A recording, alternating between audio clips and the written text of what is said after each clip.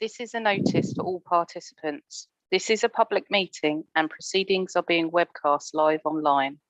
A recording will also be available for playback on the Council's website shortly afterwards. Please note that your name will appear in the live stream and in the recording. Should you not wish for your image to appear on these, please turn off your camera. Third parties should not record or film the local plan hearing sessions, and neither the Council nor the Planning Inspectorate are liable for any third-party recordings. Thank you.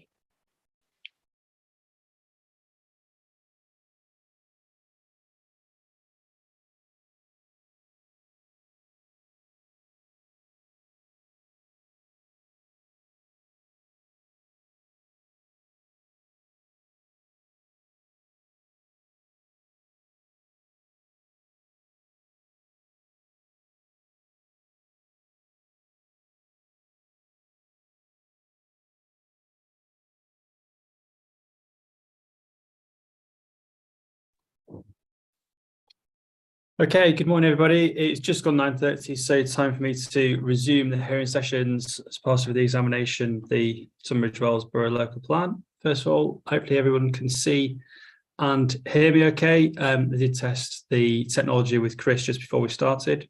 We can, sir. Thank you. Welcome back and welcome along for those of you who maybe haven't attended any of the sessions thus far. My name is Matthew Birkinshaw. I'm a Chartered Town Planner and the Inspector appointed by the Secretary of State to hold the examination.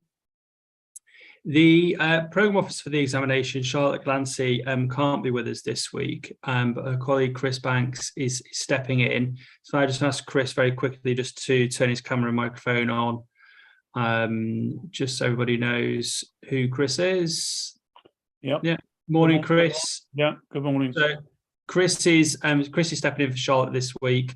But like I said, Charlotte still is the Programme Officer. So if anybody has any queries, please use the same email address. Please use the same contact details, and Charlotte's colleague will pick up any queries in her absence. So if anybody does have any queries about attending sessions or the links for any of the online sessions or documents on the website, please do speak to either Chris in a session or Charlotte. And likewise with the technology, if you have any problems or you can't log in or your computer freezes or anything like that, then yeah, please speak to Chris and he'll try his best to help out.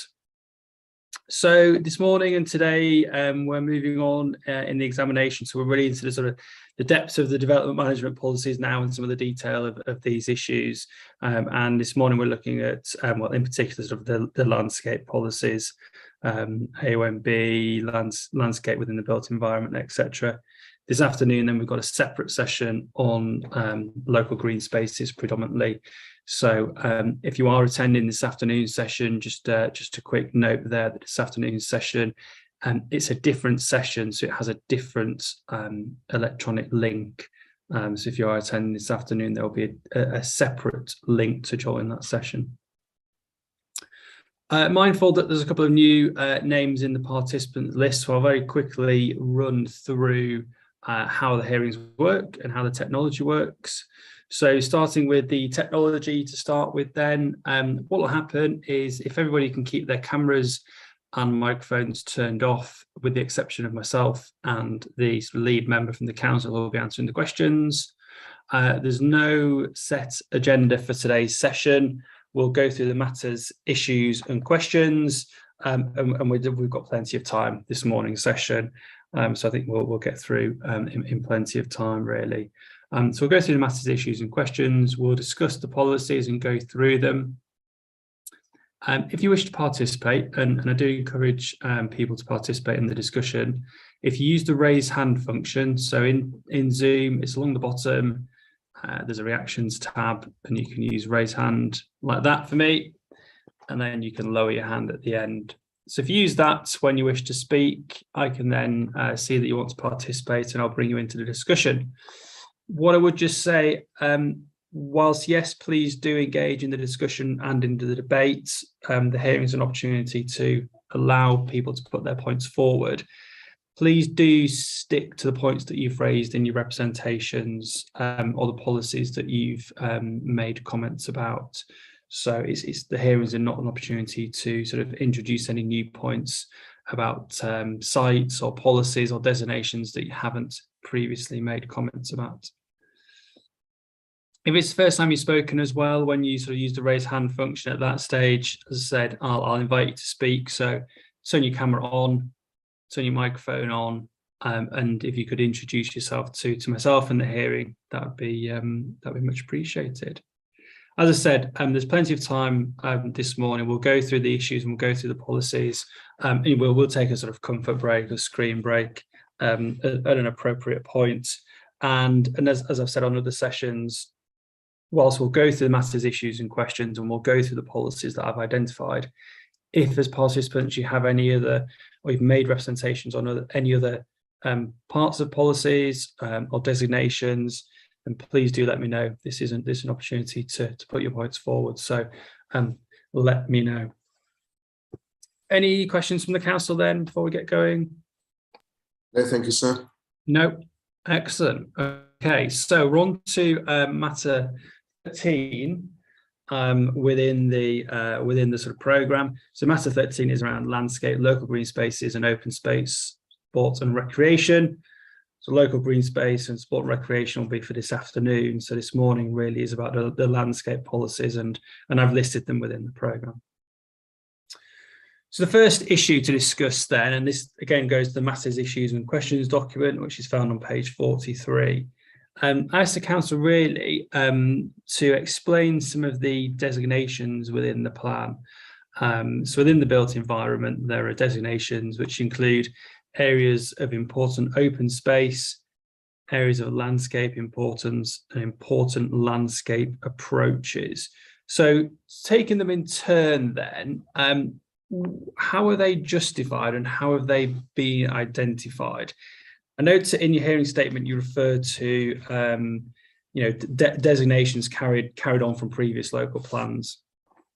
But just in terms of this local plan, what work have you done and where's that set out, which has maybe looked again at these areas, assessed them and considered whether or not they're still justified? Good morning, sir. David Scully, Landscape and Biodiversity Officer for Tunbridge Wells Borough Council. So essentially, these are safe policies. The numbering and the identification of the areas is identical to in the current adopted plan. I think that's recognised by at least one of the respondents. The council feels that these are robust, well-used policies and designations, and they are not so restrictive as to take it that they, you can take into account any change that's occurred on a particular site at the time of the any application. It has been supported by local groups as policies. There is no particular reason to revisit them, though the council does wish to do that in due course to take account of how other designations have been coming forward, and in particular neighbourhood plans. And as an opportunity there going forward in the future for neighbourhood plans to perhaps look at these areas. But at the moment, the council is content with the work it did to identify these for the previous plan, is satisfied they're working, and there's been no particular challenge to their use. Obviously, as part of this local plan, the policies in the previous one would be superseded. I think we established that at an earlier session. So whilst they are existing saved policies, they are entirely superseded by this local plan.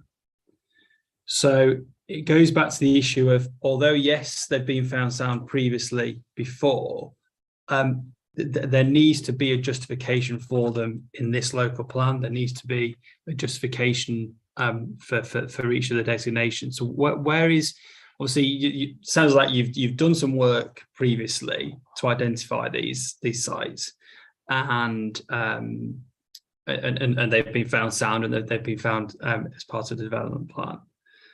Where is that set out And what's the justification for saying, well, nothing's really changed, therefore they continue to play the same sort of role? So there is no change in circumstance that has warranted that sort of detailed review. The policies are broadly the same. In fact, they're almost identical. What we have done is just combine areas of landscape importance, areas of important open space, and important approaches, because the policies there were pretty much identical, into a single policy to consolidate them.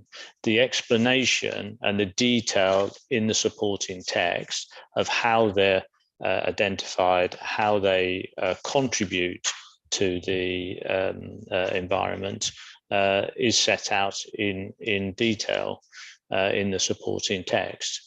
And you'll see that, for instance, on page 372, areas of important open space. It lists the various criteria under which they make a contribution. And then the same with areas of landscape importance. It's particular because of historic importance, or neighbourhood edges, or landscape skylines, or they have a wider landscape significance. And so there's enough information there to explain the contribution they can make, and the enable applications to be judged against them. So we don't feel there's any change in circumstances that would warrant that more detailed review at this stage. So presumably all of these sites were looked at some stage and considered against those criteria then? That's correct, sir. So when was that carried out? That was carried out in around about 2000. Yeah, so it's over 20 years ago. So presumably at some stage the council sort of sat down and sort of considered whether or not these designations, continue to be appropriate, continue to reflect what's on the ground. Yes, sir. We've discussed this with development management. They find that they work perfectly well. They are, consistently used. They're very helpful. I say they're not so prescriptive in terms of saying, a particular area cannot be developed. They're really to inform the development. And you'll see from the policy, just look it up, that where it's no significant harm would cause to the appearance and character of the area or approach, and the development would not materially detract from the contribution the area or approach makes to the locality. And of course, that contribution must be judged at the time of the application. And so in many ways, reviewing sort of individual parcels in that way isn't really going to make any material difference to the way the application is considered. And so having discussed that and the way that the designation works, it was not felt an appropriate use of resources at this time, or to be effective in changing the policy. So the most appropriate course of action was to carry them over, because they are well used, and they don't really cause a problem with developers. Residents understand them and support them. We do feel that it's only right that they are carried forward in this way.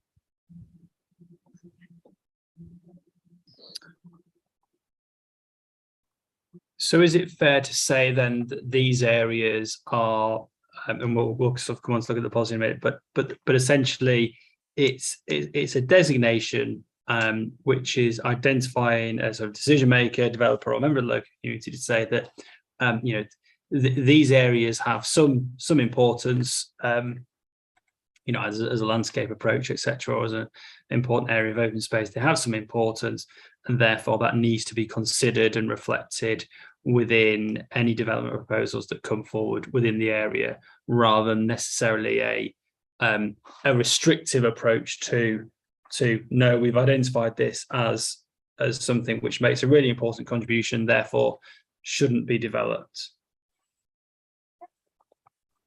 That's absolutely correct, sir. And within the statement, we've highlighted elements within the current MPPF which talk about the importance of conserving and enhancing the environment, the contribution that green space makes to people's lives and to the urban environment. And so this is really about highlighting important matters of context for development. And is effective in doing that for applications.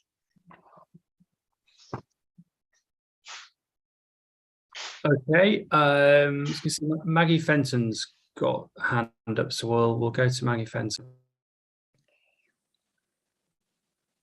Good morning, sir. Thank you.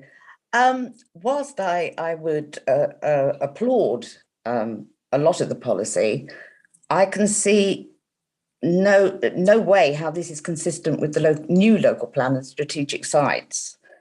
I mean, as Mr. Scully said, the information is 20 years out of date. And a part of it actually says climate change, carbon and biodiversity may lead to a different policy approach. Now, I think that's a very telling statement from the council. Where is that documented, that they have looked at a different policy approach? Instead, what they're proposing is massive new road infrastructure through extensive, important landscape, which contributes to protecting our wildlife, our existing settlements, green infrastructure, and setting of the AONB. And I really find that quite difficult to take on board. I mean, they are laudable, these, in terms of climate change, air quality, well-being, but in Capel, it will be destroyed. There will be light pollution, air quality will down, the well-being of the existing residents. And I can see nothing in this policy that is actually linked to the new local plan and strategic sites. Thank you, sir. So Ms. Fenton, is it your position then that the council should have looked at potential additional designations of important areas of open space, etc., or that they just didn't take this into account adequately in the decision making on which sites to allocate? I think it's not evident within the decision making. Certainly, Tudley Garden Village came very late to the party. We were going to have some houses around Capel, which were 400 houses, and all of a sudden we get a garden village. That garden village is peculiar in that it needs supporting by a massive new road, or two even. That can't be right. To build houses that you then need to build roads for really is not right in this day and age when we're talking about biodiversity and climate change. And I just cannot see how these policies are going to align with the MPPF environmental objectives of protecting and enhancing the natural, built and historic environment. So I would welcome a comment from Mr. Scully as to how he's taken into account the destruction of an ancient landscape very close to the setting of the AONB, how light pollution, etc., actually is aligned to these qualities. I mean, and existing residents are certainly not going to have promotion of healthy and safe communities. So, thank you, sir. Okay, Mr. Scully or somebody from the council, how then did these, obviously, you talked about these designations, 20 plus years sort of in the development plans. How did they sort of inform your decision making then? How are they taken into account at that stage? So in relation to Tudley was currently not a sort of urban area and wouldn't have these designations because they're related to the urban areas. But within other urban areas, they are looked at as part of the broad sweep of environmental designations and so on that the council has to consider. In terms of the broader issues raised in those comments, it's the plan as a whole, and we do have policies that address light pollution, climate change, biodiversity, and so on.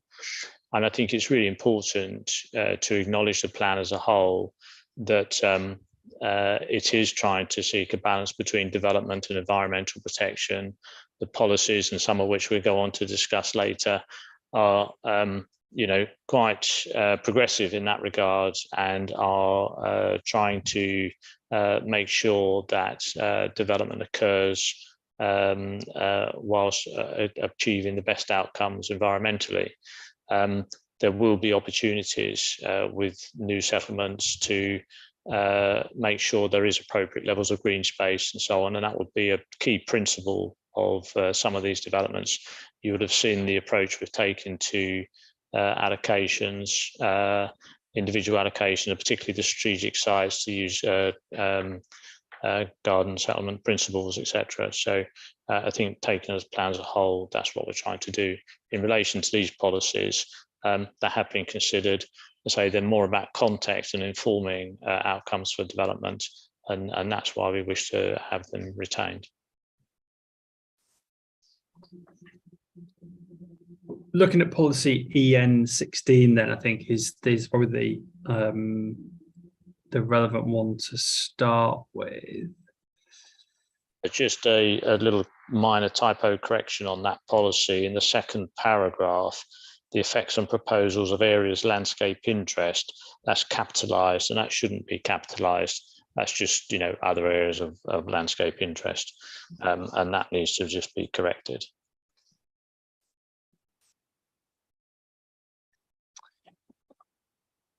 Okay, yeah. What is an area of landscape interest then? Is that defined in the supporting text?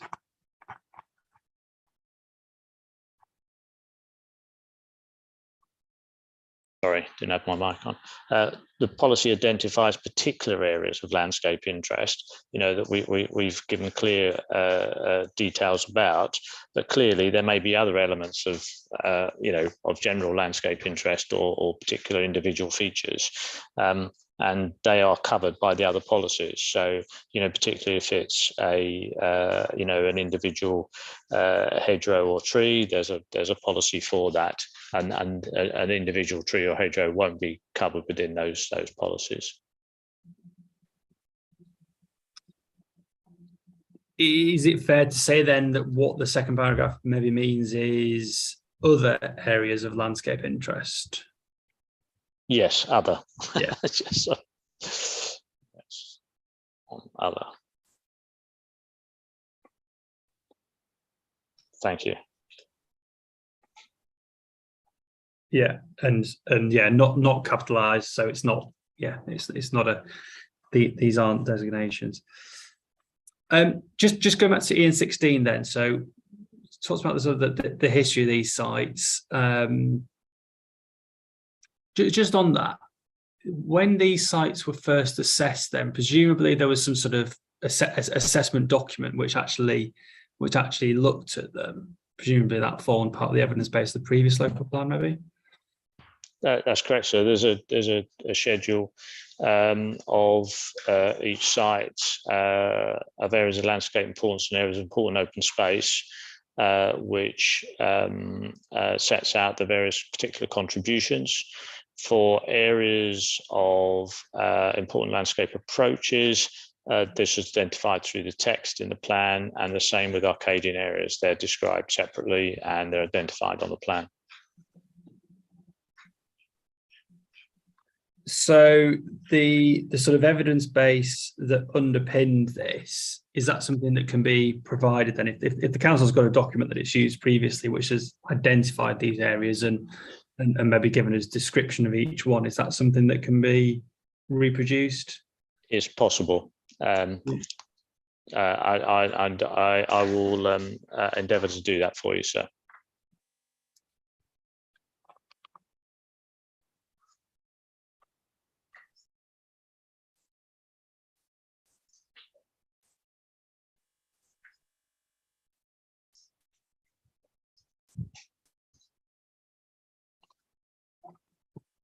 Okay, looking at the policy itself then. So proposals for development affecting areas of important open space, areas of landscape importance, or the important landscape approach to settlements will only be permitted in limited circumstances. So just on that then, what are those limited circumstances? Is it clear, you know, I've got a housing scheme, for example, it's a windfall site, but I'm in one of these areas.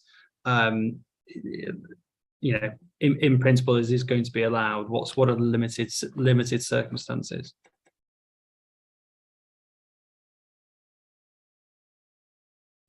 Sorry, so that's the subsequent sentence, really. So where no significant harm would be caused to the appearance and character of the area or approach, and the development not materially detract from the contribution that area or approach makes to the locality.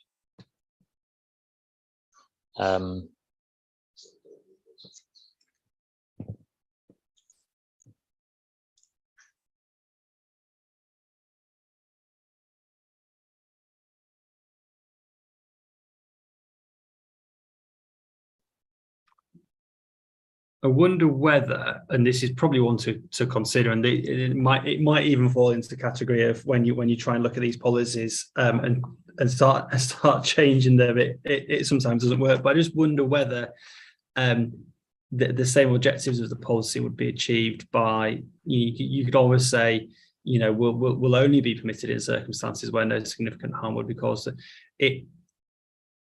It's that phrase limited circumstances. I understand. Is sort of inferring that it's there's somehow some sort of very special circumstances, or there's some, you know, there's some sort of really close-knit defined list of developments that might be acceptable, when actually the whole purpose of this policy is about character and appearance.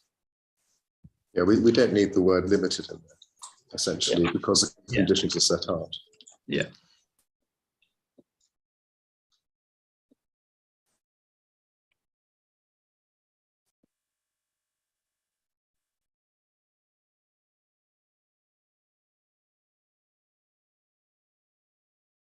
The rest of it is just about, obviously, the development, character, contribution to the area of the approach. Okay, fine. The important landscape approaches then. So are they set out in the same way? So obviously you referred back to previous local plan, how previous evidence had looked at areas of important open space, and you know, they are what they say they are. They're open. These landscape approaches then, how were they defined? Were they defined in the same way? Was there some sort of assessment done back to support the previous local plan? The assessment show was done, but the information on those is contained within the plan. It sets out that they were considered to be of environmental quality, and it says they are identified in Royal Tunbridge Wells, Southbrook, Cranbrook, Benenden, Brenchley, Pembury and Speldhurst. They are areas defined on the policy maps. And he explains that often this is the first view of any town or village, because that's important in forming an impression, particularly for visitors and tourists.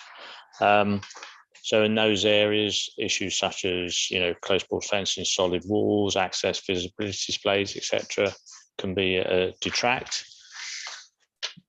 And that the enhancement, the protection enhance these landscape approaches, therefore be given priority. So in general, one would be concerned about approaches to settlements and maintaining their character and context, but these particular approaches have been identified as that they represent both a particularly attractive and an important approach to those settlements. I was on mute there, sorry. And just in terms of the settlements where they are located, then just explain why they're in those settlements and not others, for example. Well, so they were highlighted. It's not, you know, not every approach is the most attractive, I suppose, or the most important, but these particular ones were considered to have a greater importance and have a particular attraction to them. So, for instance, the Pembury Road approach to Royal Tunbridge Wells, it's that sort of transition from countryside into the town and the greenness of the town, which is an important part of its overall character, because it's considered to be sort of countryside, very much in the town, and you get that impression from a number of factors: views out from the ridgetop, the presence of the common land, but also this approach where rural landscape sits alongside the main approach to the town in that context. Okay, and let's just have a very quick look. We'll just very quickly look at one example then, just on the policies map, just make sure that's clear. Yeah. So happy for you to pick a good example to have a quick look at. yeah. So I'm just going to choose Royal Tunbridge Wells. That's probably northeast. Let's just check. That should have.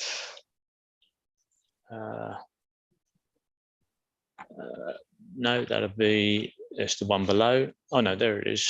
It's just on the, actually I think it'd be on the one below that. To give it a proper south, that would be southeast.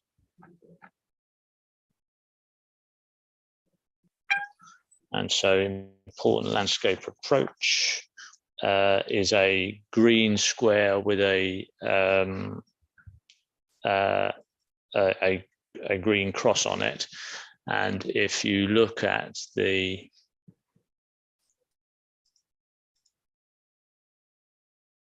Pembury Road, it's very hard to see. Oh, I can't even see it myself, I'm afraid, on that one, because of the overlay of a thick green line.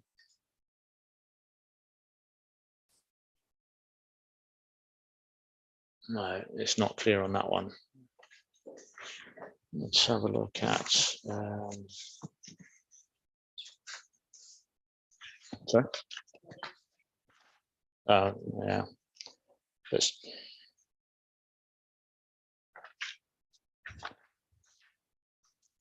look at Brenchley.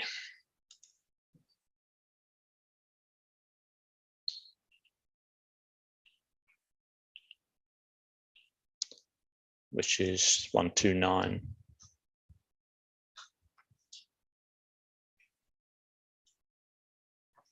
Yeah, you can just about see it. So on Brenchley, so which is 129, there's an important landscape approach from the north into the village. It's identified. I must admit, the symbology is perhaps not the most suitable because it's hard to read it. If you zoom in, you can see a green box, and there are the green crosses in it. Because it's so narrow, it's a bit hard to read. I think we can address that in terms of a better symbology, but it does show the important landscape approach. Okay, yeah, that's a sort of policies map change, which sort of falls outside of my remit, so I can't recommend modifications to policies map in that way. That's obviously it's the council's policies map, but yeah, happy for you to look at that. If you did want to change it, then obviously you'd be, I think, as we said before, sort of, you know, when you do schedule of main mods, you'd be identifying a schedule of policy map changes as well. Yeah. If you want to sort of change colours of things, and then they'll sort of leave that to you, but that, you know, have a look at it. We will want to do that, sir. Yeah. Presumably on the interactive map it'd be easier anyway, because obviously you can sort of, even if you're a landowner, you could click on a various, you know, parts of land, and it'd bring up all the designations that apply. It does indeed. Yeah. Ms. Fenton?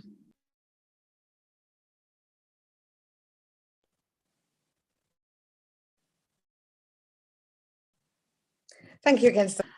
Ian 17, Arcadian approaches. I'd be very interested to know when the identification and assessments were carried out. Capel as a whole, we don't just give the impression of an Arcadian landscape. We are an Arcadian landscape. We have an incredibly important job, the transition from, say, your drive from Chudley into neighbouring Tunbridge. That's not mentioned, that's not been taken into account of.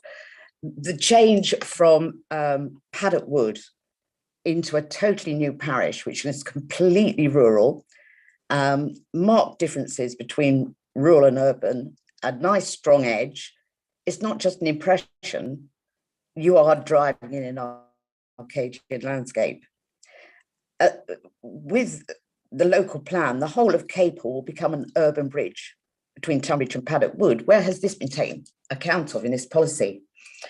The MPPF encourages and promotes and reinforces local distinctiveness. And I just have to say that Capel doesn't ever seem to figure in any of the assessments. Five Oak Green might get a mention. Capel doesn't. Chudley, in the Doomsday Book, doesn't. I can't find any evidence as to where these assessments have been carried out and how old they are. Brenchley, very pretty little town. But I mean, the drive from Capel into Tunbridge Wells is all part of that, not just the A228. The drive right the way through Capel and outside of Paddock Wood is a fantastic Arcadian setting. We've got 4 rural lanes that are very important. 2 of them are the most important in Tunbridge Wells, and I just can't see where these have been assessed.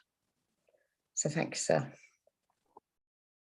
Okay, that moves us nicely on to issue 2. It's the Arcadian areas, which is policy N17. So again, just by way of starting point then, so what are these areas?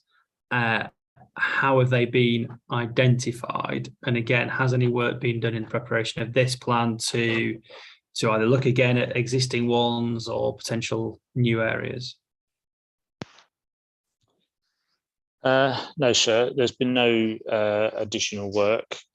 These were, as I think I touched on a little bit earlier, they are identified particularly in rural Tunbridge Wells. And in that case, it's based on the 1830s Decimus Burton layout of a heavily landscape, low density development. It does as the text at 6.212 say, large proportion of trees, often specimen trees and exotic species, and most boundaries, including road frontages, are formed by dense hedges and trees. Access opening to properties are normally narrow and do not expose views of the principal building. Car parking is generally low key and well screened, and goes on to say, buildings also frequently located some distance from the front and rear boundaries, and many areas also characterized by uniform front and rear building lines. Plot layout is often along gently curved roads and lacks formal curbs. So this, if you like, is part of an urban character assessment that picked out these areas of having a particular merit or quality within the urban area. There were some village areas that had very similar principles, and it identified the areas surrounding the village greens at Benenden, which part of Benenden was like a model village, and then around Matfield, which has got an unusual relationship of large house and large greens. And so those were the areas that were identified, sir, and they remain with that character today.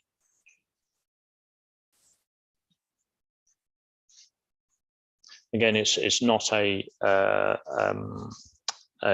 sort of prescriptive policy. It's about providing additional information on context and character.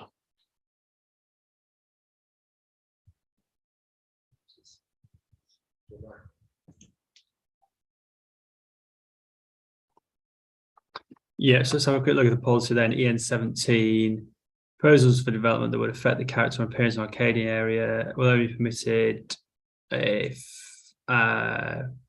proposal was result in low density of development, not building height, site coverage, existing and future, or existing proposed landscape, including adequate capacity for future plant growth would dominate. Access widths would be narrow, and buildings parking would be well concealed in views from public places. So it is all about character, and it's not then again sort of similar sort of recurring theme then. So it's not a restriction, it's not a land use restriction. It's essentially an area where the council has said, well, hang on a minute, this is an area which is of particular local importance in terms of its character, its appearance. Presumably, several of these areas sounds like they might be covered by conservation areas, would they? There is some overlap, but not entirely. Yeah. And there may well be, so in some cases, there will be things like tree preservation orders as well. But this is about character and context of development. As you say, it's not saying no development. It's not saying what type of development. It's just talking about character and context. Yeah.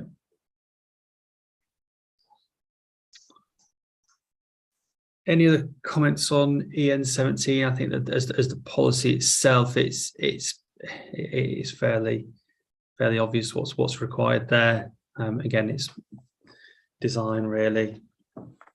Nope. Okay, we'll move on. So issue three then was around sort of rural landscape and dark skies really. So we'll quickly look at policy EN18, and obviously it follows on in sort of numerical order. So policy EN18 is entitled the rural landscape. So where would policy EN18 apply? Is this just everything outside the limits to built development then essentially?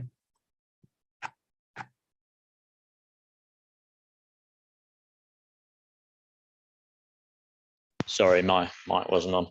At the introduction section 6222 on page 376, the rural landscape policy applies particularly to the whole borough outside the defined LPD, but may also be of relevance to land inside, adjacent to, or in close proximity to the boundary. And especially where there's a strong relationship to the countryside. So it is essentially a policy that applies to the rural landscape, but can be considered in the context, in particular context on the boundary. And then it goes on to talk about the landscape character of the borough and make reference to the various character documents. So within this policy, there's reference to, and this is question two really, but we will come back to the dark skies point.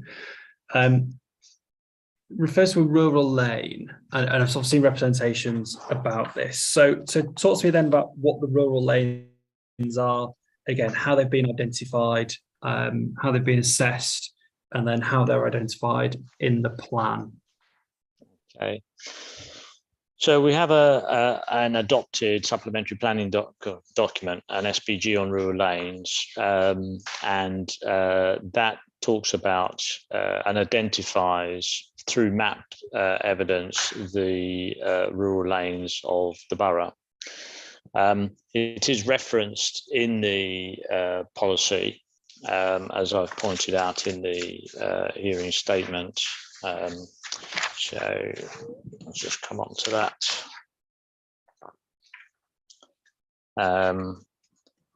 So it advises how the lanes are identified, and it also references the 6.228 of the supporting text to EN18, and it lists particularly the rural lanes supplementary planning guidance. So we think it's clear that in referencing the rural lanes SPG, this will assist in identifying what a rural lane is for the purpose of the policy.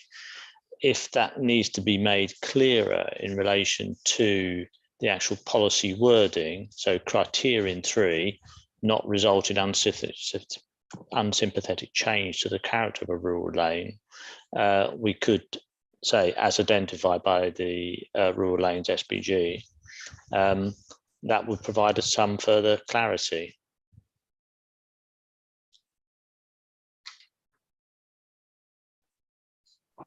So does the SPG, are rural lanes specific, specific roads and lanes that are identified within there, or does it set out requirements as to, potentially there could be other rural lanes which would be considered on a sort of case-by-case basis, or is there an actual defined list somewhere? No, it is a defined list. The SPG has both a list with names on and actually names the rural lanes. It also has a map showing the actual extent of the lane identified with a numbered reference as well.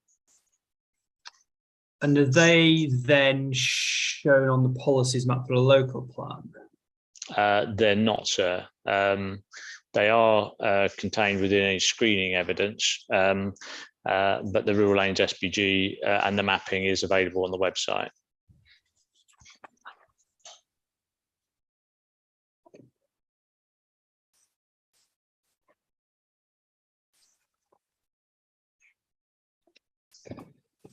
I just wonder whether they need to be referred to by name within yes, there'll be no. How many are there? There are over 100, more possibly 200, I think.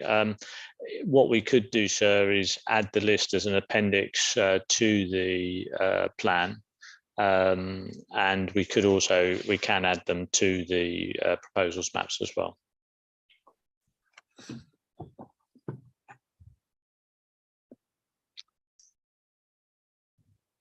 So the requirement is not result in unsympathetic change to the character of a rural lane, which is of landscape, amenity, nature conservation, or historic or archaeological importance. Yeah, but then the designation of these lanes is then carried out in a separate document. Might need to give this some further thought, but I am leaning towards at least, I mean, whether you put them on the policies map, it's probably up to you, but I'm leaning towards maybe whether you did have an appendix which at least listed them, because you've got a development plan requirement, it requires you to do something. But because the list is then provided in an SPG, which could be changed, it's that issue again, isn't it? Of it's an area that's unlikely to change. I mean, rural lanes are pretty much rural lanes. It's not like, for instance, listed buildings, which may be constantly being added to or deleted from. So I don't think we have any concerns with actually adding the list within the SPG as a schedule appendix to the local plan. Okay. That might be the easiest way to do it, because you list, we talked about this afternoon, local green spaces, they're listed in a schedule, aren't they? That's correct, sir, yes. Yeah. So, yeah.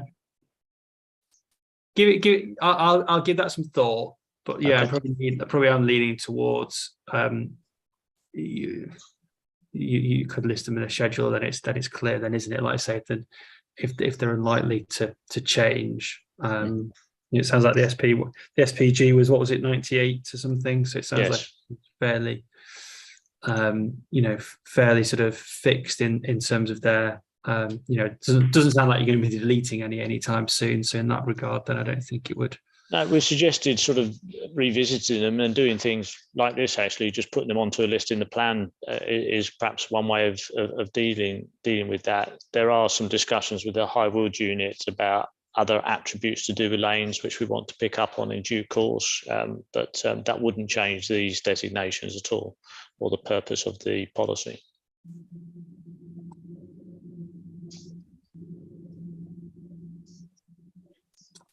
Okay, any comments just on sort of the lanes and their identification before we come on to sort of talk about impacts and policy requirements?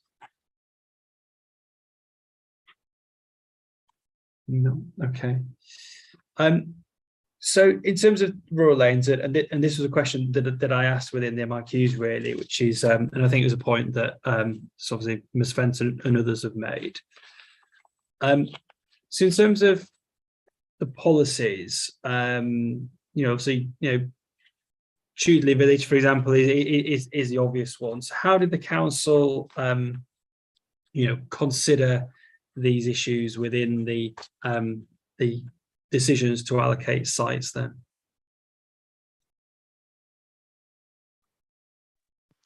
So these are all part of the environmental data and information that officers considered through their site visits and the Sheila and the SA, and have been taken into account. So in terms of the assessment process, that's been properly dealt with. In terms of effects and how things go forward, I think the question was also about whether there was some kind of conflict between these policies and the actual strategic sites. Clearly, these policies that we've been talking about apply to the rural area, and so there is a transformative process that's going to occur at Chudley with the new settlement that will have its own LBD. And so the policies will be applied outside the LBD. But deliberately, the policies have some sort of flexibility and are material to those kind of issues. And it doesn't mean to say there's an automatic exception that the rural lane or other important feature is just disregarded. It's all part of good design to consider these things and to take them into account with master planning and to maintain sort of character and appearance where it makes that positive contribution. So I don't see any difficulty with these policies in relation to the strategic sites.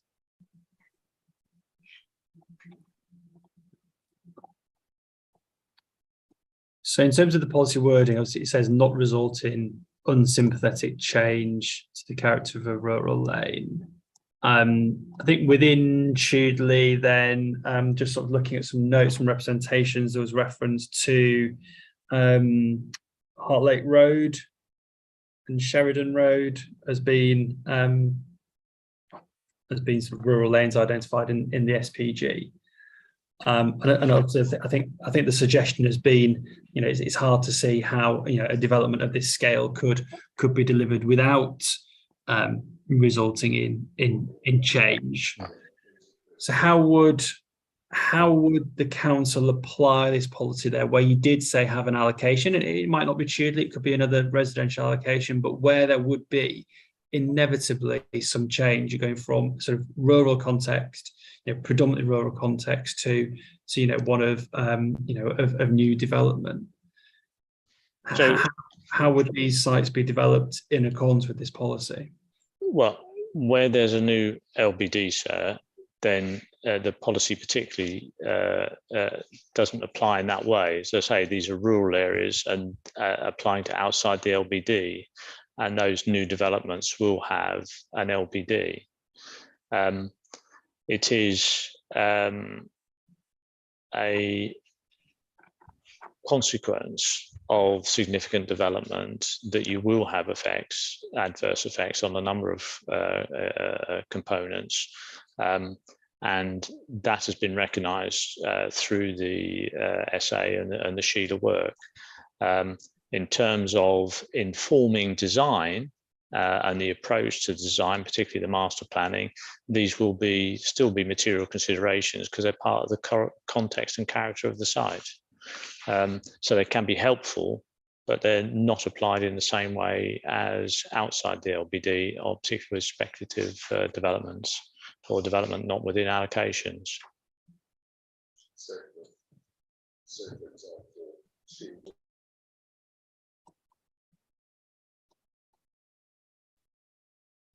Okay, Ms. Fenton.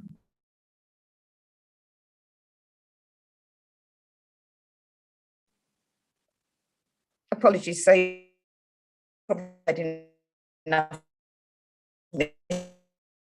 But I did just want to highlight how important to TGV. But I also wanted to highlight Sickham Lane, Church Lane and Alders Road, which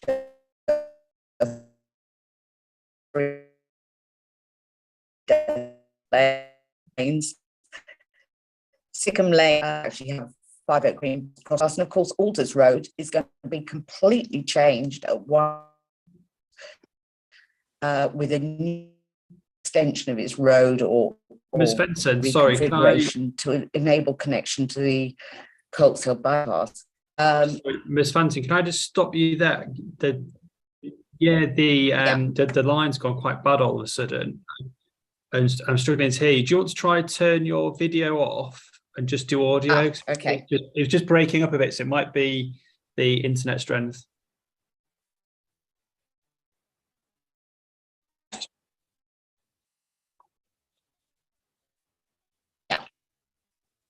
Is that? Do you want to try again?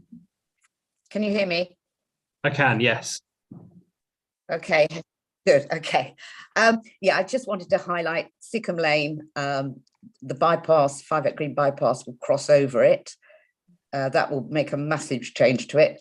Church Lane, the bypass will run parallel to some length of it, which will of course cause light pollution, etc., and noise. And Alders Road, the junction will be changed. So there's a completely new part of the road planned, again with the 5 Oak Green bypass to enable the connection to the Colts Hill bypass. So that's 1, 2, 3, 4 of our designated lanes being completely altered, and they're all so important for the rurality of the area and of course local enjoyment and amenity. So I just wanted to highlight that. Thank you.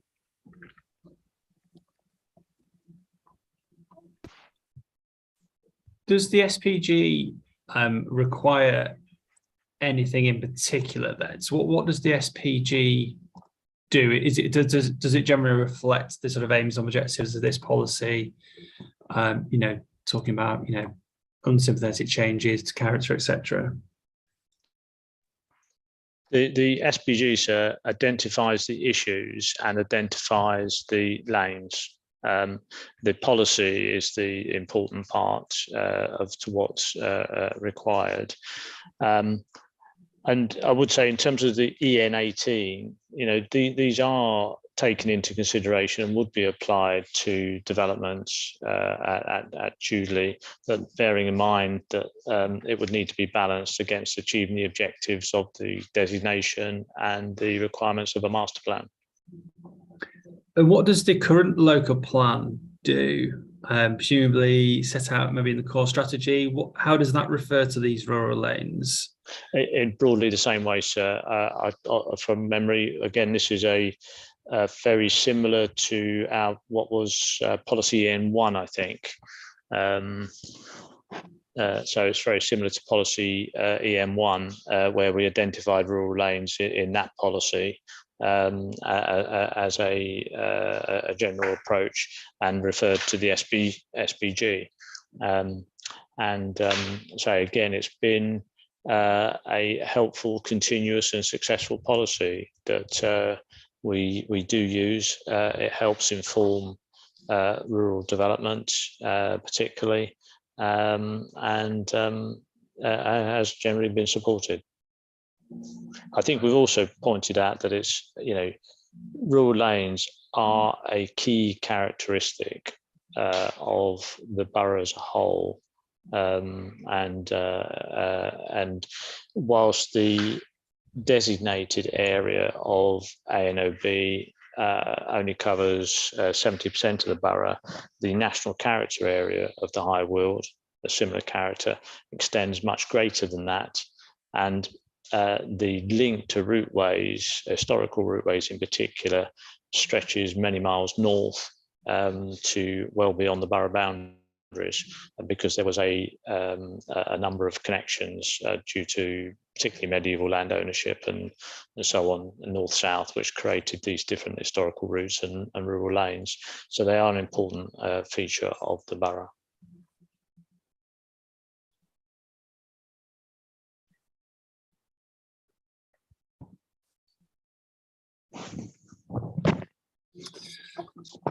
Okay, I might give that some further thought actually, because if you did then add them into the plan, there then becomes the sort of the logical sort of result of that may be obviously they're now development plan status. People that maybe that didn't object to this policy may do so, and then there becomes a sort of a greater in-depth debate about their the way in which they've been assessed, determined, identified. Do you then identify them on the policies map as well? So is policy EN 18 unsound by cross-referring to the SPG? Potentially not. So I'll give that some further thoughts to whether or not they actually, for soundness, whether or not they actually need to be identified in the plan, given that it is, let's say, it is guidance. It's not a sort of a designation of there's no development shall occur here. It very much is just a sort of, again, it's a requirement to sort of consider appropriate design and appropriate response to the location. Well, certainly that's our original approach, and I think proportionate to the issue and what the policy is trying to achieve. So it's a tricky one, and because there's so many as well, and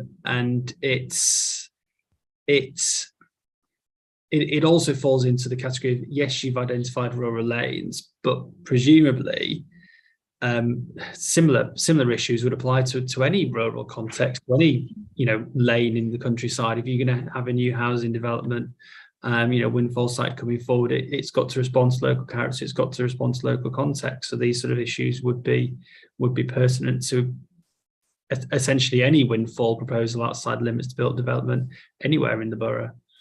Agreed, sir. And so if I can just add also, criterion 3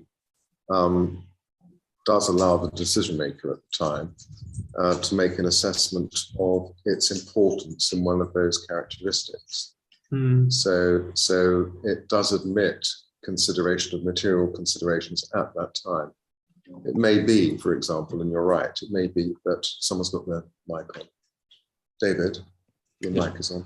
Sorry. Sorry, sir. It may be that the list actually is not, in a sense, complete in terms of its coverage, and it may be a requirement of this policy, therefore, that if a lane is not covered by the SPG, that nonetheless, as a material consideration, this policy ought to be applied because the lane meets one of those characteristics. Yeah. So there is that inherent flexibility. Mindful also, I think, within the supporting text, I can't remember where it's gone now. I think you referred to the potential review of the SPG, didn't you? You referred to potential review of this document anyway, which then calls into question. You put something in the local plan, then 2-3 years down the line, you review the SPG, and then you stuck with this list in a local plan. You think, well, why did we do that? So yeah, it probably falls into that category of is it necessary for soundness? Possibly not. So I think actually, having just considered it while speaking to you, it's probably one to leave alone, I think. Unless you feel very strongly about it and you feel strongly that it should be in the plan, but I'm minded to say it's probably okay as it is. But no, sure. We're content. We're content with the way it works, and that's why we want to sort of keep this sort of balance. And it's been successful, so we're happy with that approach. Okay. Jolly good. The last criteria then, preserve intrinsically dark landscapes in accordance with policy EN8. So this then requires us to go back to EN8. So we'll just scroll up and have a look at this policy.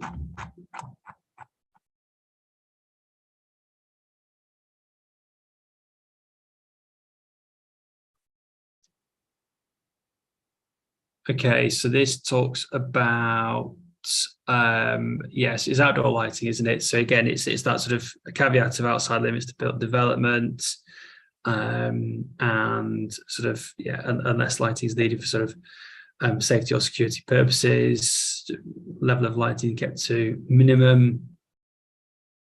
Design specification would minimize obtrusive light. Again, it's just a question. Again, it's in accordance with the Institute of Lighting Professionals guidance. Again, it's whether or not that should say having regard to or something like that. It should, sir. It should. Yeah. Yeah. So that's a sort of consequential change of other policies, really, with wording, and the rest of them are pretty sort of straightforward. It's using controls to minimize light spillage, etc. So I think that was the main change, really. It was just having regard to the guidance rather than strict accordance with it. Yes, sir. That would require a couple of changes in the supporting text because we say adhere to, and perhaps it should do follow or take into account. Yeah. There's also been an update in the lighting guidance, and so we've proposed a change in relation to that. I think I would take it just slightly further in terms of just referring to the zone rather than any supporting text, because it appears that may change slightly from time to time, and that keeps it very simple in that regard. So we'll make a couple of little changes there, but no, just really in relation to that guidance. Yeah, it's this is another example of the policy and supporting text are very detailed and very specific, and there's not necessarily anything wrong with that. But like you say, when things change, it then has implications. So sometimes or less is more in these contexts. Have regard to the latest guidance, and I think everyone knows what the policy requires. So I don't think there's any issues there. Okay, thank you. Any comments on EN8 from anybody? Yeah, go to John Wotton, please.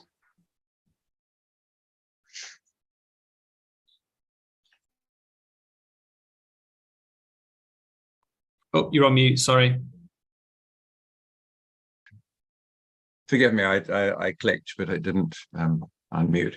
I'm speaking on CPRE Kent on behalf of CPRE Kent as before. I'd just like, if I may, to draw your attention to the comments we made on policies EN8 and EN18 on the pre-submission local plan.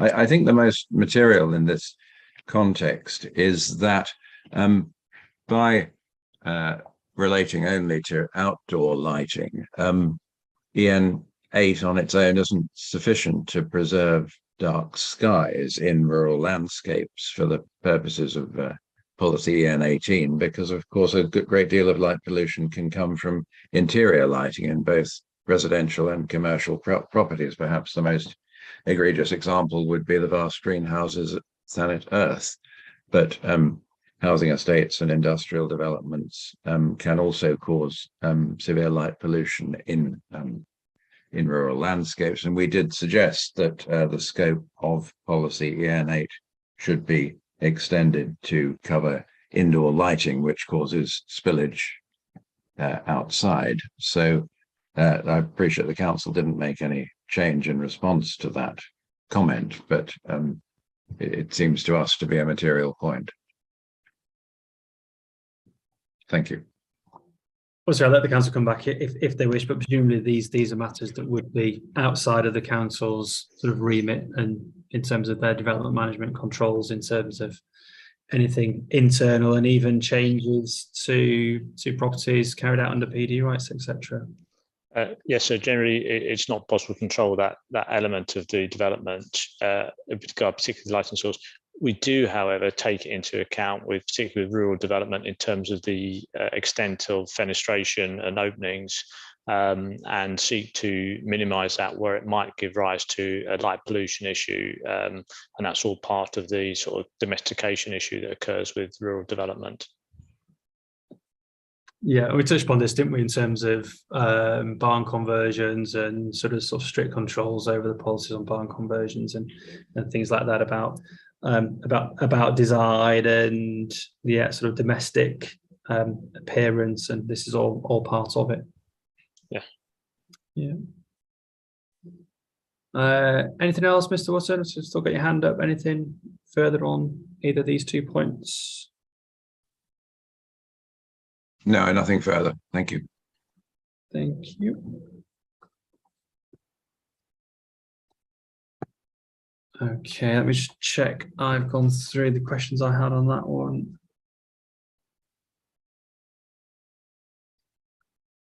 Okay, so moving on to issue 4 then. So obviously making good progress through these, which is the main policies around in the AOMB.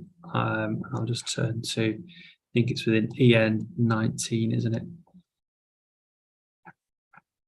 High Weald Area of Outstanding Natural Beauty, that's policy EN 19. There was a change in the submission plan stage. There was a change in the supporting text at 6.239. Do you just want to talk me through what that change is and why it's necessary? Yes, thank you. Let me just get that policy page as well. 19. Okay. So we have suggested some changes within the policy. There's some changes noted which have been underlined. But in essence, this is in response to comments from Natural England. We've, as you have heard, we've had a very long and productive discussions with Natural England in development of the plan, both in terms of the allocations and the policies. And in fairness to them, their comments on policies have evolved over time, with different people looking at it and with experience or looking at other plans. So some of the comments have come in much later than others, and we have tried to accommodate those where we think it's reasonable. And this particular last request we felt was not unreasonable. And so we've made the agreed to change. So essentially it was to make sure that we covered both development within and in the setting of the ANOB, which is an important consideration, but also we just didn't limit ourselves to major development, but also considered other development as well.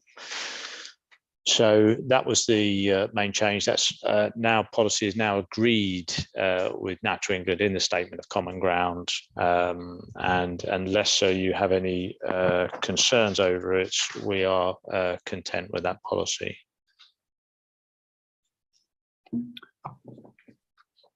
Just in terms of the supporting text then, so where you refer to changes to policy, I was just looking at the submission version of local plan, and that had the suggested changes to 6.239, but you mentioned there changes to the policy itself. Sorry, sir, I was is that in your hearing statement? No, that's right. It's changes to the supporting text, and it's both to 239 and to 238, I think. Yeah. Correction in 238 and then 239. Yes.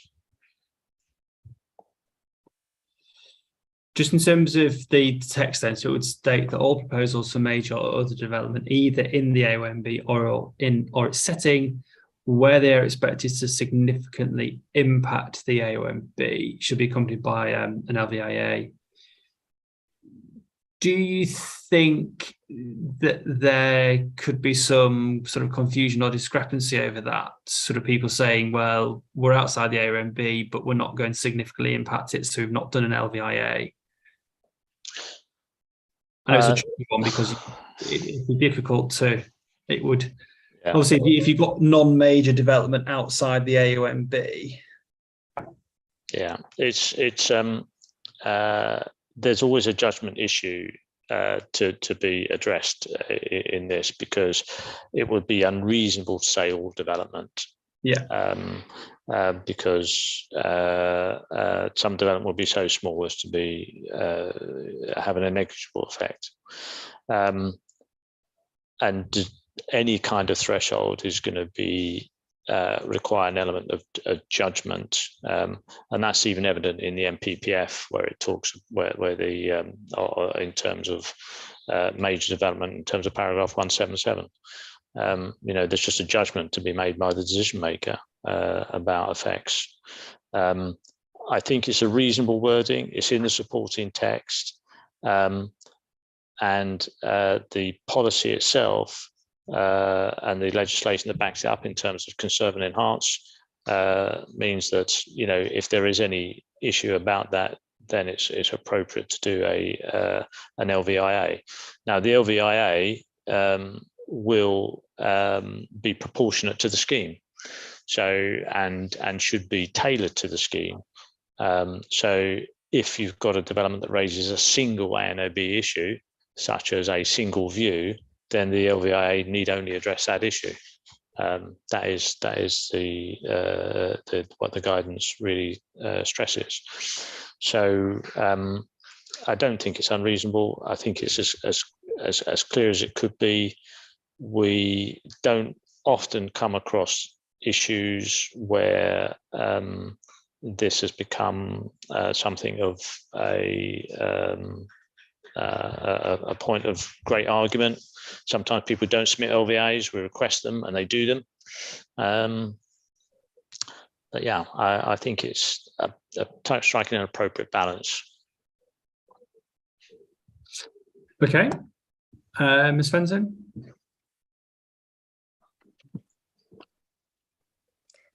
Thank you, sir. Policies should be proportionate, taking into account the extent to which they're relevant to the strategic policies within the area, I believe. You say that there are no LVI assessments of strategic sites, proportionate and tailored to the scheme. So I would suggest they should have been done far earlier. At the minute, I can see the council is going to set itself up for a major fall. It will be marking its own homework when the planning applications go in. Now, if the LVIAs are found that the sites are not suitable, you're really going to ask your own planning committee, who have pushed through the local plan, to throw it out. And I just do not understand this system, because I think when you're developing such an important local plan, we all want a local plan, we all want some housing somewhere in the borough, we're not anti-housing. But when you put all your eggs into one basket in two massive strategic sites, are you really going to tell me that you are going to wrestle with these policies when it actually comes to the planning committee? Because there's something totally wrong with the system if that's the case. They are not proportionate, they won't be tailored. The scheme will stand on its own and it will get pushed through or thrown out. And then where are we?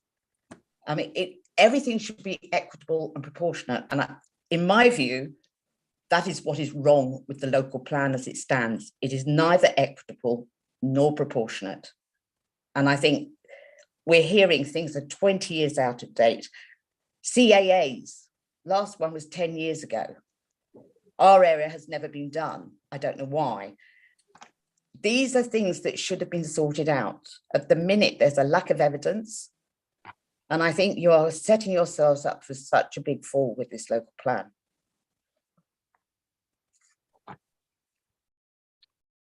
Okay, thank you. Any other comments then, just on the requirement for LVIAs and also the change to extend it then beyond major development?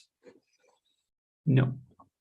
The second question about policy N19 then was all to do with the sort of cross-reference to the AONB management plan and how it refers to that. So the first part of the policy, fairly straightforward, all development within or affecting the setting of the AONB shall seek to conserve and enhance its landscape and scenic beauty, having particular regard to the impacts on its character components as set out in the high-wheeled AONB. So yeah, I agree. I don't think there's anything wrong with that.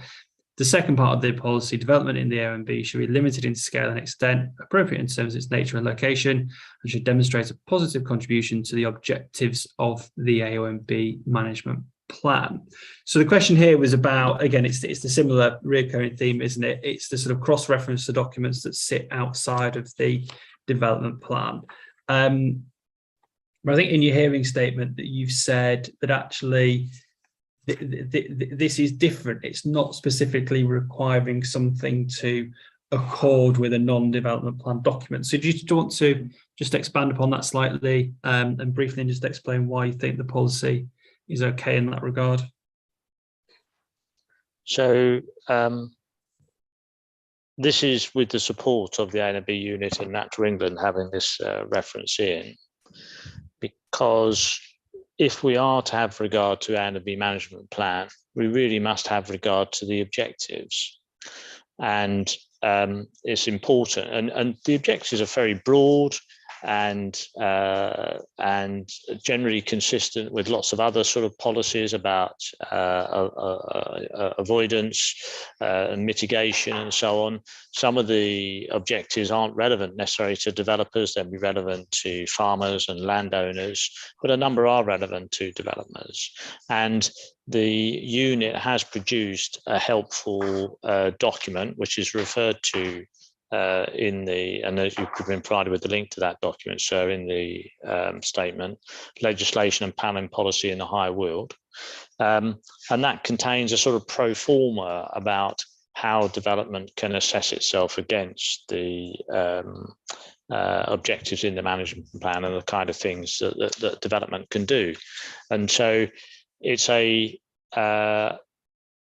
every development can easily make some positive contribution to the management plan. It's important to highlight to developers the need for them to consider the objectives and the degree to which they can support the management plan. We have also to show how important this is and how useful it is, we have highlighted the appeal decision land east of Highgate Hill and south of Copthall Avenue in Hawkhurst, where the inspector actually went through the objectives of the management plan individually so that he could understand the effect on the ANOB in this particular location, both negative and positive. And that's set out in paragraph 15 all the way through to paragraph 25. And so having reference to the objectives, I think it is very important to make sure that development at the start, when people are looking at the plan and wondering how they should approach development in the NOB, are made aware of the objectives and that they need to consider them. Otherwise, it's often just a copy and paste of the components and can be rather dismissive of the plan itself. So we do think it's an important part of it. Clearly, it's not trying to make it a development plan document, but it is appropriate.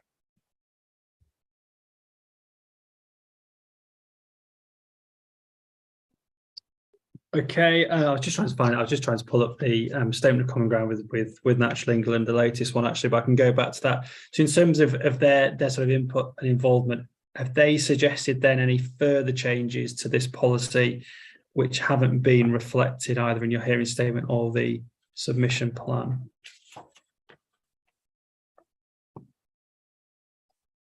Sorry, sir, not my microphone was on.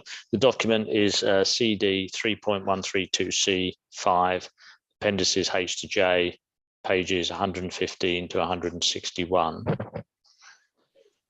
And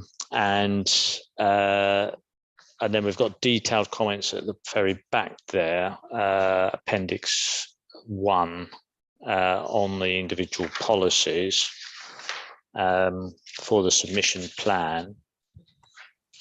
And then that's on at the paginated page of the statement is page 32 of 37.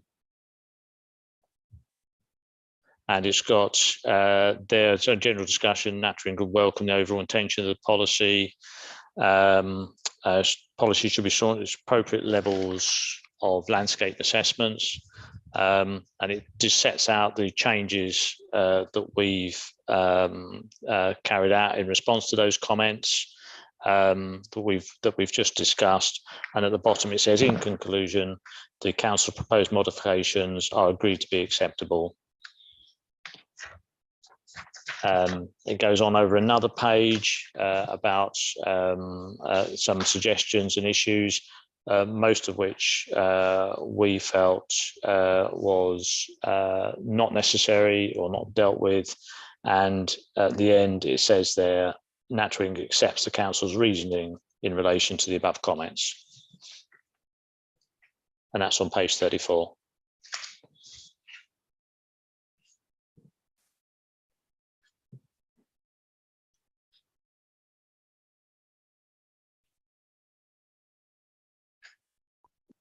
Okay, any other comments on EN 19? Anybody?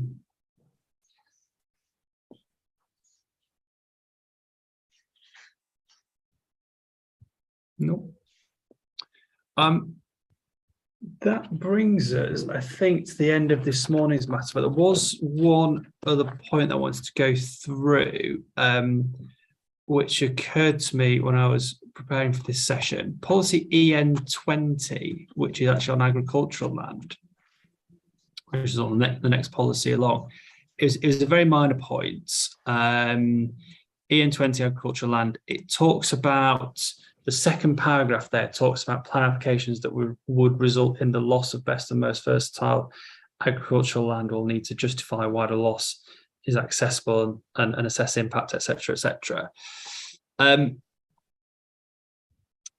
It was just a quick point to look at the wording within the framework and see if it's consistent, because within the framework, it's now in a footnote of the framework, isn't it? It talks about the significant development of agricultural land, or sort of significant. I think it says significant development rather than significant loss.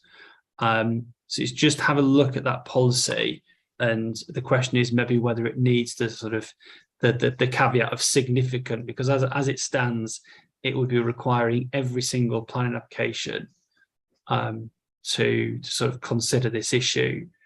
Whereas the question is, does the framework sort of infer that actually it's about significant, significance of best and most versatile land? Yes, sir. It does. It does require applications to consider the issue, and in fact, it's an issue we do consider as part of development management.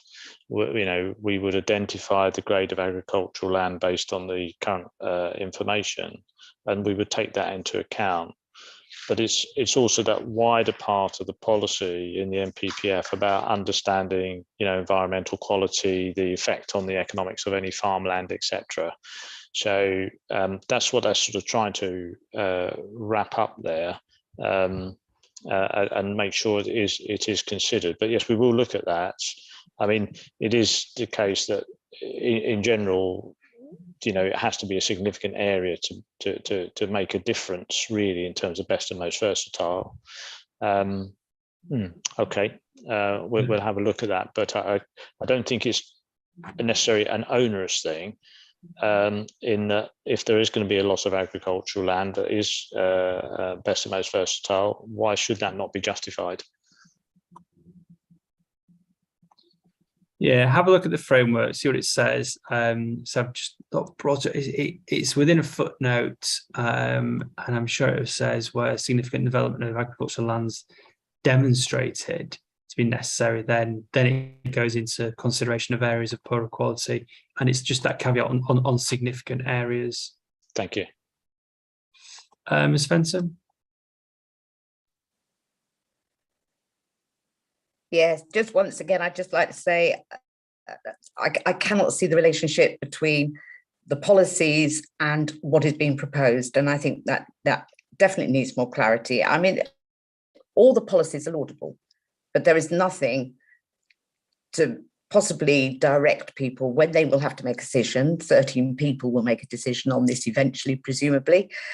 They just do not actually follow through. So the loss of BMV, now we know that Tudley, it's grade 2 and grade 3A. I mean, it is best most versatile. And that is significant development on agricultural land. So that will need some direction if a council is not immediately to throw it out. But, you know, it's impossible to stick to that policy and do the development of the scale and size that is being proposed. And the same will go for Paddock Wood. I mean, these are important areas. And it's no use saying, okay, we've got too much farmland or whatever, and the farmer needs the money and he's selling it off. The way the world is going at the minute, this is going to come to the fore. We have such an issue now with food production. And I suspect that we should be building our houses around Tunbridge Wells, where people can actually use active travel, and that the green land is left for food and for enjoyment for all those people. I just despair. I think this is such a backward-looking plan.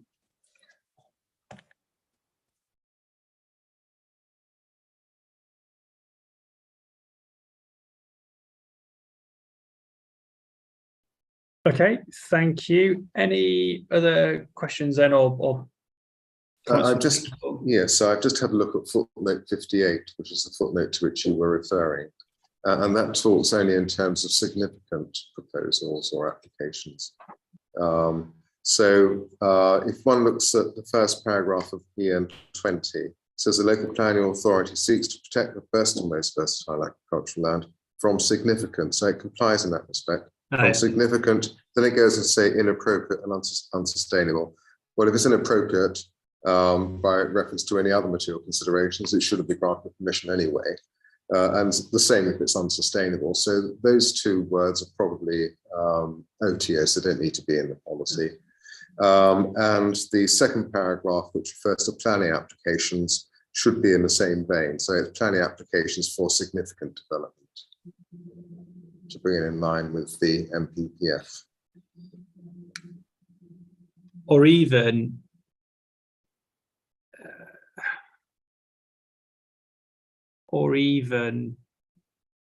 what you could maybe do is the first sentence doesn't, like I say, doesn't really it doesn't really do anything, because the first sentence, like you say, if something is inappropriate or unsustainable, then it wouldn't be permitted anyway. So it's just a statement rather than a requirement. So what you could just state is you could start the policy with the second sentence and insert significant there, where significant development. That's fine. That's fine. I didn't want to play around with the policy too much. Yeah, and it reflects the framework, doesn't it? Because the first sentence is technically incorrect anyway, because there could be significant development of agricultural land. It's the policy isn't preventing that. No. So no, absolutely. I've got the point. Yeah. Yeah, you're right. Thank you. Thank you, sir. That makes complete sense now. Yeah.